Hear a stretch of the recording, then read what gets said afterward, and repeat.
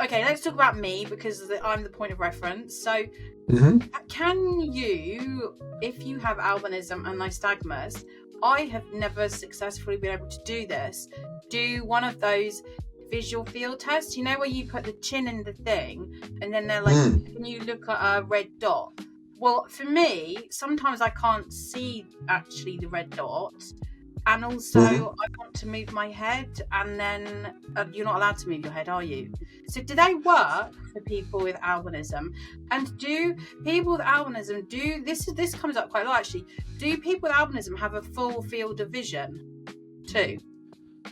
Yeah, so this is something that is quite topical. So we'll take that in two parts. So the first thing is, if you put your chin on the rest and your head on the thing and you do a visual field test, essentially what happens is you are asked to look at a dot smack bang in the middle, not move your eyes, but when you see something appear around here, press a button. That's the typical visual field test. Some of those machines will track your eye and only present it when it's in the middle.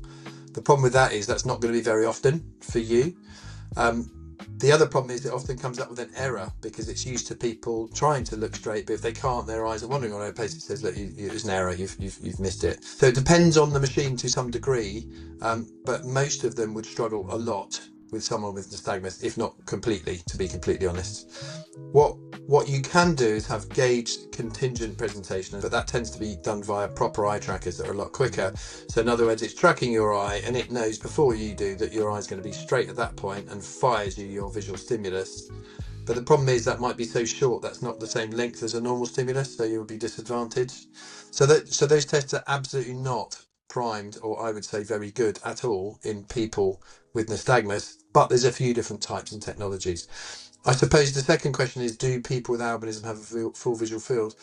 Because of the answer to the first, I'm not sure I 100% can answer that. I can't think of any major reasons why they wouldn't, because we're talking about, just in terms of the anatomy of the eye, what's different in albinism, etc., etc. I can't think of any major reasons for that. Decussation of the chiasm, so these nerves crossing in itself, may or may not cause a visual field defect. It depends how much there is. But no, I don't think we have enough evidence because we can't test it brilliantly, to be completely honest. So when someone they're like, can you see my finger when you do that? When they like that, yeah, when you move them in. Yeah. Is that trying to do the same thing? Yeah, it is. It's very basic. So you can test something really basic. I mean, if you looked at my face here and you came in from here and said, can you see this, even if my eyes are moving a little bit here, you can tell broadly if I've got a bit of a visual field. The problem is if my eyes are doing this, then they're going to be looking directly at the stimulus every so often, aren't they? So you're not testing visual field at all. You're just waiting for my eye to point at it and then I'm seeing it. So that's the fundamental problem. I've always got a problem when people ask me to do things with my eyes, it's like my eyes are defiant. If you ask me to look left, I can't. I suddenly have total inability to look left. If you say look straight on, I cannot look straight on. I have to look, and I don't even know why that is. I don't know if it's my defiant personality or if it's my eyes. But if you ask me to do something with my eyes, I just can't do what you want me to do. I literally can't do it. Yeah, totally. And I think that is quite common for lots of people with albinism and nystagmus, to be honest, because your oculomotor, your eye movement control, is not typical. Therefore, you will struggle with things like that. But I'm not ruling out that your personality contributes as well, Kristina.